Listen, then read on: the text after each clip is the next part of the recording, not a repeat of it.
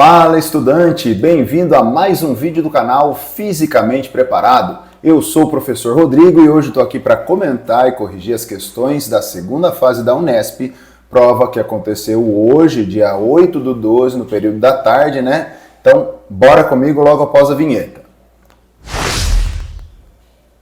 E muito bem, a primeira questão de física aí foi a questão 19 e falava o seguinte: há algumas velocidades típicas referentes a alguns procedimentos e momentos do voo, cujos valores são específicos para cada aeronave. Duas dessas velocidades são: velocidade V1, que é a velocidade máxima durante a corrida para a decolagem, para a decisão do piloto de decolar ou desistir da decolagem. Até a velocidade V1, é possível desistir da decolagem com segurança. Acima dessa velocidade, a decolagem é obrigatória. Velocidade de cruzeiro, velocidade constante em que uma aeronave opera durante a maior parte do voo. Considere que, para uma aeronave de grande porte com 2 motores, vamos grifar isso daqui, decolar de um aeroporto cuja pista de decolagem tem 1.750 metros de comprimento, os valores de V1 e a velocidade de cruzeiro sejam de 140 nós e 500 nós. Então, a velocidade V1, 140 nós, e a velocidade de cruzeiro, 500 nós. Legal. E que o consumo médio dessa aeronave seja de 1.100 kg de querosene de aviação por hora e por motor. Então, no caso aqui, nós temos um avião com 2 motores. Eu já vou colocar, então, que eu tenho um consumo de 2.200 kg por hora, né? Porque são 2 motores esse avião. Durante o voo com velocidade cruzeiro. Legal. Sabendo que 1 metro por segundo é igual a 3,6 km por hora, que é igual a 2 nós, então eu posso aqui já transformar 140 nós, quer dizer, 2 nós é 1 metro por segundo, é sempre a metade, né? Em metro por segundo. Isso aqui daria 70 metros por segundo e 500 nós, a mesma coisa que 250 metros por segundo. Deixa aí. E que para atingir a velocidade V1, essa aeronave tem que percorrer 70% do comprimento da pista partindo do repouso e com aceleração escalar constante. Bom, então trata-se aqui de um movimento retilíneo uniformemente variado, né? Calcule, letra a intensidade da aceleração da aeronave em metros por segundo ao quadrado em sua corrida para a decolagem até atingir a velocidade V1. Então vamos lá, o que eu tenho de dados aqui para resolver o item A? Eu sei que a velocidade inicial é 0, porque ela parte do repouso. Que ele vai percorrer, então, um deslocamento aí escalar de 70% do comprimento da pista. Então, é 70% de 1.750, que ele fala lá no texto, né, que é o comprimento da pista. Isso aqui vai dar 1.225 metros. Né? 70% multiplica 1.750 por 0,7, nós temos o comprimento da pista. A velocidade final é o que eu quero descobrir, é o que eu tenho aqui, né? O V1, que é 70 metros por segundo, e eu quero a aceleração. Bom, organizando os dados dessa forma, acho que fica evidente para nós o que eu tenho que fazer aqui, né? Porque se eu não tenho o tempo de movimento, usando as equações do movimento uniformemente variado, nós vamos usar aqui a equação de Torricelli, né? Ó. V1 ao quadrado é V0 ao quadrado mais 2A delta S. E vamos substituir aqui, galera. 70 ao quadrado é igual a 0 ao quadrado, 2 vezes a aceleração, que é o que eu quero, vezes 1.225. 70 ao quadrado, 4.900. 2 vezes 1.125 dá 2.450. E, portanto, passando lá dividindo, né, ó, 2.450, 4.900 por 2.450 vai dar 2, né? nós temos então uma aceleração de 2 metros por segundo ao quadrado. Tá aí, galera. Item A está resolvido. Item B. O consumo de querosene da aeronave em quilogramas, em um voo em que ela tenha permanecido com velocidade de cruzeiro por 3.600 km. A gente sabe que esse avião com 2 motores consome 2.200 kg de querosene por hora. Então eu preciso saber quanto tempo essa aeronave leva para percorrer esses 3.600 km.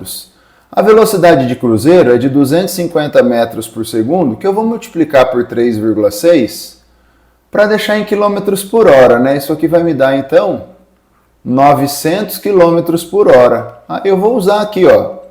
Na velocidade de cruzeiro eu tenho um movimento uniforme, porque ele permanece com velocidade constante, né? Então vai ficar aqui ΔS por ΔT. A velocidade de cruzeiro é 900 km por hora. O ΔS dele aí vai ser de 3.600 km. E eu tenho então um ΔT aqui, ó. E o ΔT vai dar 4 horas, quer dizer, a aeronave vai ficar voando aí por 4 horas. E aqui, né, galera, se são 2.200 kg por hora, a gente usa aqui a regra mais importante da química, né, ó, a regra de 3. 2.200 kg de querosene em 1 hora de voo. Em 4 horas de voo, você tem a massa de querosene, então. Logo, essa massa vai dar 8.800 kg. E tá aí, galera. Esse é o consumo. Beleza, pessoal? Lembrando, galera, que se você não entendeu alguma parte aqui da minha resolução, você pode deixar aí a sua dúvida aqui nos comentários que eu vou responder. Beleza? Bora para a nossa próxima questão aqui. Então, tá lá, ó, questão 20. A figura mostra uma vela acesa diante de uma lente esférica feita de vidro com centro óptico O imersa no ar e alguns raios de luz emitidos pela chama dessa vela antes e depois de incidirem sobre a lente. Considere que a tangente de 30 é raiz de 3 sobre 3 e admita que essa lente obedeça às condições de nitidez de Gauss. Letra A. Essa lente apresenta comportamento óptico convergente ou divergente? O que é uma lente convergente, galera? Convergente é que converge, que concentra os raios de luz. O que é uma lente divergente? Que diverge, que espalha os raios de luz. O que está acontecendo com os raios de luz aqui, ó? Essa lente, ela está concentrando ou ela está espalhando os raios de luz? Ela está espalhando, ó. Então, ela tem um comportamento óptico divergente. A imagem dessa vela conjugada por essa lente pode ser projetada sobre um anteparo?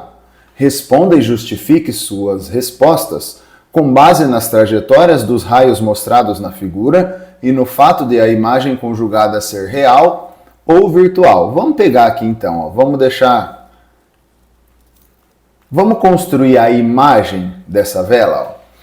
Veja que a imagem conjugada por uma lente ou por um espelho, ela é sempre formada pelo cruzamento dos raios de luz ou pelo cruzamento das direções desses raios de luz.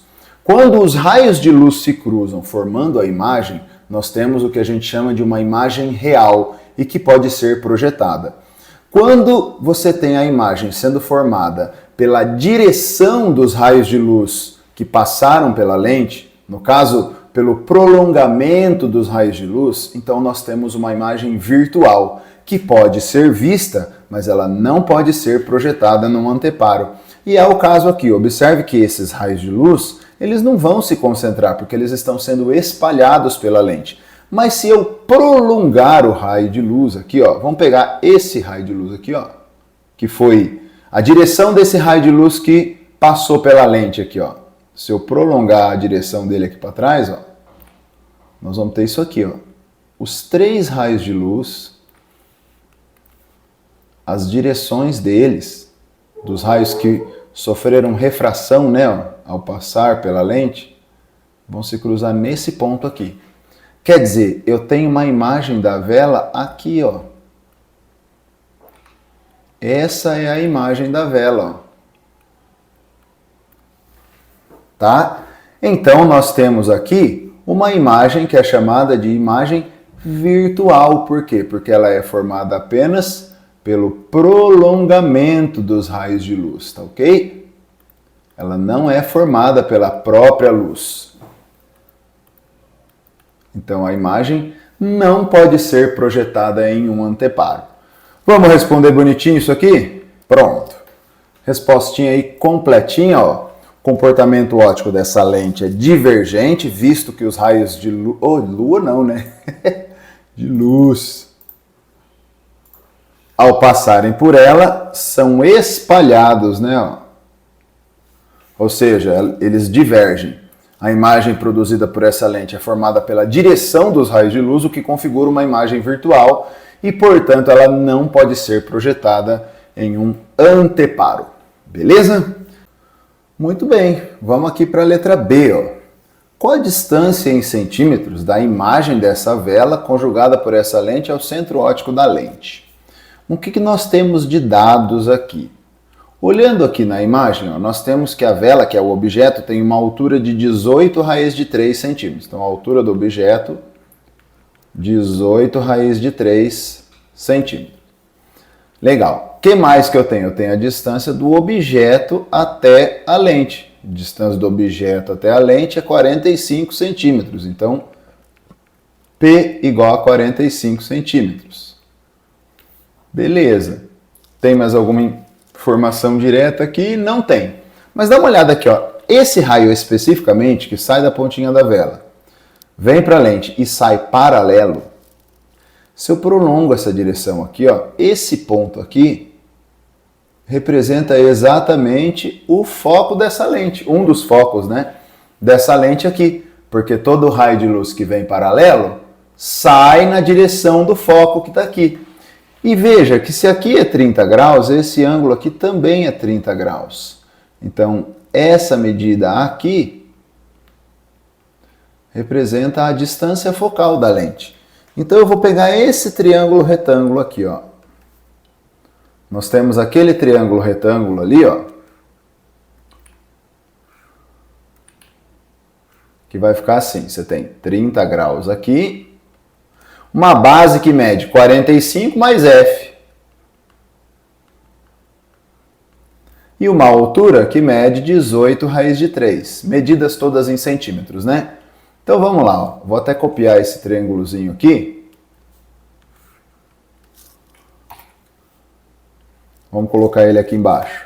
Ó. Então, se eu fizer ali, ó, tangente de 30, cateto oposto por cateto adjacente, 18 raiz de 3 sobre 45 mais F. Tangente de 30 é raiz de 3 sobre 3. Aqui vai ficar 18 raiz de 3 sobre 45 mais F. Raiz de 3 de um lado com raiz de 3 do outro, eu posso cancelar. Vamos multiplicar cruzado isso aqui. Vai ficar ali 45 mais F igual 3 vezes 18, 54. Passo 45 para o outro lado, isso aqui vai dar 9.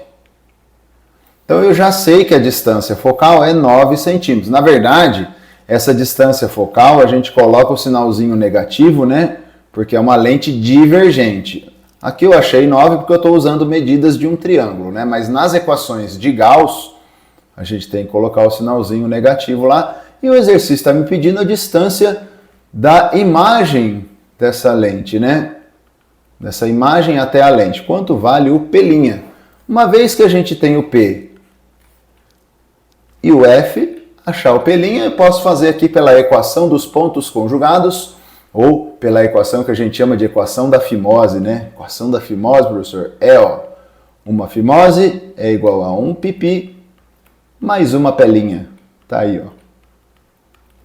Legal? Eu gosto de reescrever essa equação assim, ó. Que a distância focal é o produto pela soma de P com P'. É a mesma equação, né? Óbvio que essa veio daqui. E eu vou substituir lá, ó. Menos 9 é igual. 45 vezes P' sobre 45 mais P'. Vamos simplificar aqui, ó. 9 com 45, aqui fica 5, aqui fica 1, ó. Então vai ficar assim. 5P' é igual a menos 1 vezes 45, menos 45, menos 1 vezes P', menos P'. Esse menos P' passa para o outro lado, ele vem somando, né? 6P' igual a menos 45. E assim o P' vai ficar 45 dividido por 6. Isso aqui vai dar menos 7,5 centímetros. O que significa esse sinal de menos no P'? Significa que é um valor negativo, professor. É claro, né? Mas qual é o significado físico disso? Um P' negativo nada mais é do que uma imagem virtual, como a gente já havia respondido no item A. Era de se esperar que o P' fosse negativo, porque ele tem que ser uma imagem virtual. Legal? Então tá aí. Respondemos então a segunda questão de física. Legal? Maravilha, galera. Bora para nossa próxima questão aí. Questão 21. Uma questãozinha aí de eletricidade. Ele fala assim: em uma impressora para computadores, gotas de tinta eletrizadas, ao serem submetidas a um campo elétrico uniforme, são desviadas e guiadas para posições especificadas de uma folha de papel. Considere que uma gota de massa 2 vezes 10 a menos 11 kg e carga elétrica. Isso é bom anotar, né? Vou até retirar daqui. Tenho essa massa. Tenho essa carga. Vamos colocar aqui. Beleza. Penetra com velocidade horizontal V0 pelo ponto P em uma região que atua apenas um campo elétrico uniforme de intensidade 8 vezes 10 a quarta newtons por coulomb. Vamos deixar essa informação aqui. Esse então é o valor do campo elétrico. Na direção do eixo Y, em seu sentido positivo, e o campo gravitacional conforme a figura. Legal. Adotando G igual a 10 metros por segundo ao quadrado, sabendo que essa gota atinge o ponto Q de coordenadas x e y igual a 0,03, quer dizer, se a coordenada 0 está aqui, quer dizer que nós temos uma distância vertical aqui de 0,03 centímetro. Essa coordenada x, eu não sei quanto vale, mas a coordenada y é 0,03. Calcule, letra A, a aceleração dessa gota de tinta em metros por segundo ao quadrado no trajeto entre P e Q. Quando essa gotinha de tinta entra nessa região, ela fica sujeita a duas forças, porque eu tenho dois campos atuando. Um campo elétrico, que vai gerar uma força elétrica, e uma força-peso, né, gerada pelo campo gravitacional. Então vamos lá, ó. Letra A, imagine essa partícula aqui. A força-peso atuando vertical para baixo, né? E nós temos uma força elétrica para cima. Por que é para cima, professor? Porque a carga é positiva. E se a carga é positiva, a força elétrica tem a mesma direção e sentido do campo elétrico. É, professor? É. Por quê? Porque é a vontade do Senhor. Não, estou brincando. É porque a força elétrica, a expressão do cálculo dela é uma expressão vetorial. Essa aqui, né? Ó, força que entra. Um sinal positivo na carga, quer dizer, um sinal de mais na frente de um vetor, indica que esses vetores, se você tem uma igualdade, eles necessariamente têm a mesma direção.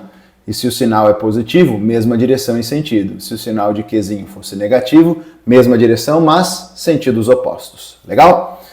Muito bem. Então nós temos essas duas forças. Eu preciso calcular o valor de cada uma delas, para a gente poder, então, saber quanto vale a aceleração, porque eu vou usar aqui a segunda lei de Newton. A resultante é o produto da massa pela aceleração, mas para eu saber a resultante eu preciso saber o valor individual dessas forças. Então vamos pegar aqui, ó, vamos chamar de FE, força elétrica.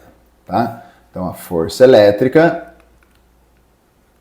força que entra. Eu tirei da forma vetorial, então aqui é o módulo da carga.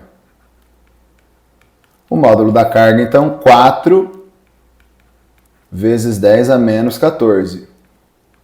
O campo elétrico, 8 vezes 10 a quarta. Então nós temos uma força elétrica, 4 vezes 8, 32. 10 a menos 14 com 10 a quarta, 10 a menos 10 newtons. A força peso é massa vezes gravidade. A massa, então, da partícula, 2 vezes 10 a menos 11. O campo gravitacional vale 10 metros por segundo ao quadrado. E nós temos aqui, então, 2 vezes 10 a menos 10. Então, pense comigo. Eu tenho uma força elétrica para cima de 32 vezes 10 a menos 2 e uma força peso de 2 vezes 10 a menos 10 para baixo. Força resultante é o produto da massa pela aceleração. A força resultante nesse caso vai ser a força elétrica menos a força peso, né? Porque a força elétrica é maior do que a força peso. E assim, 32 vezes 10 a menos 10 menos 2 vezes 10 a menos 10 é igual a massa, que é 2 vezes 10 a menos 11, vezes a aceleração. Isso aqui vai dar 30 vezes 10 a menos 10.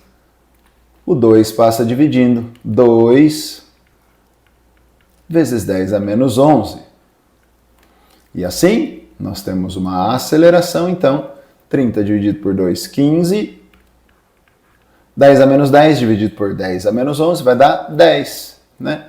10. 10 a 1, ou seja, a aceleração é de 150 metros por segundo ao quadrado. E tá aí, galera. Item A respondido.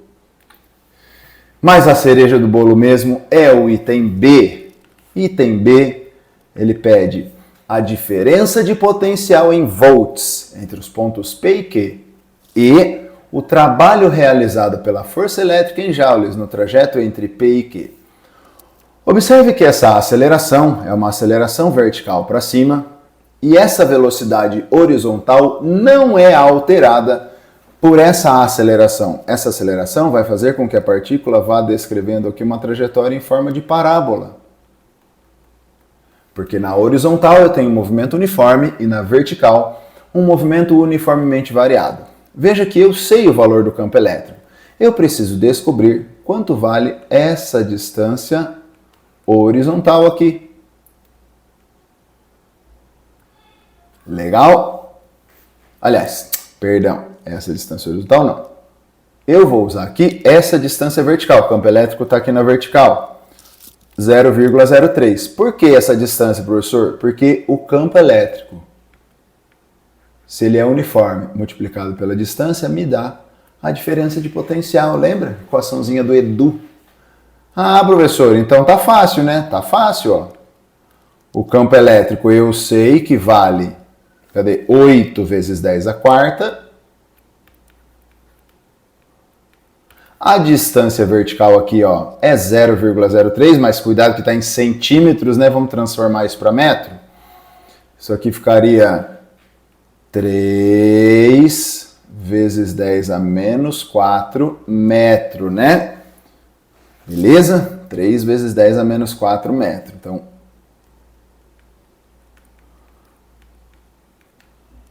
isso é igual a DDP. Olha, professor, 10 a quarta com 10 a menos 4, 10 a 0, né? Que dá 1. Isso aí. Então, 3 vezes 8, 24. Nós temos uma DDP de 24 volts. Tá aí, galera. Ó. Fácil, fácil, né? E o trabalho realizado pela força elétrica. Como é que a gente calcula o trabalho da força elétrica? Lembrando que o trabalho da força elétrica não depende da trajetória. O trabalho da força elétrica é o produto da carga pela diferença de potencial. Então, na verdade, eu nem vou precisar trabalhar com as equações aqui do movimento uniforme, uniformemente variado, é bem mais tranquilo, né? Eu estava achando que ia ser mais difícil a questão. A quantidade de carga que a gente tem, né? Cadê a carga? Vale 4 vezes 10 a menos 14. E a DDP a gente acabou de encontrar, 24 volts. Portanto, o trabalho da força elétrica, 4 vezes 24 vai dar 96. 96 vezes 10 a menos 14 joules. Mas como nós somos chique, né, galera? Nós vamos deixar em notação científica. 9,6 vezes 10 a menos 13 joules. E tá aí, moçada. Temos aqui, então, o trabalho e a DDP, que é o que ele pediu. E assim, finalizamos essa linda questão. Seria bonito se ele tivesse pedido essa distância horizontal aqui, ó. Aí teríamos que trabalhar com as equações. Não pediu. Exercício mais tranquilo. Então, é isso aí, galera. E com isso a gente finaliza as questões de física da prova. Beleza, pessoal? Espero que eu tenha te ajudado aí, tá certo? A compreender aquilo que você acertou, ou de repente não acertou, né?